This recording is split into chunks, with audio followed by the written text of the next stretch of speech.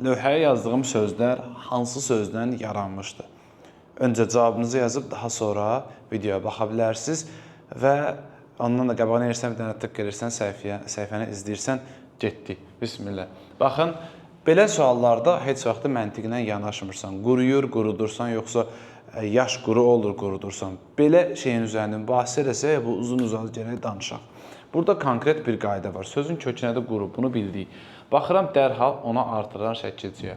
Çünki kök iki variantda düşünülə bilər axı. Həm qurumaq ola bilər, həm quru sifəti ola bilər. Bunun üçün nə edirəm? T şəkilcisi nəyə artırılır? Oxutmaq, başlatmaq, yaşatmaq, hər birində nəyə artırılır? Feylə. Deməli, T ancaq feylə artırılır. Və mən artıq bu sözün kökünə quru sifəti deyə bilmərəm. Nə oldu? Feyl. Sonra gəldim bura, ağrıtmaq. Ağrı var, ona görə ağrıdıb, düşünə bilərəm isim kimi, amma yox, yenə həmin qaydanı tətbiq edirəm. T şəkilçisi nəyə artırılırdı? Feillərə. Deməli, ağrıtmaq sözünün kökü də nədir? Ağrımaq feilidir. Artıq burada hər hansı bir mübahisə yeri yoxdur.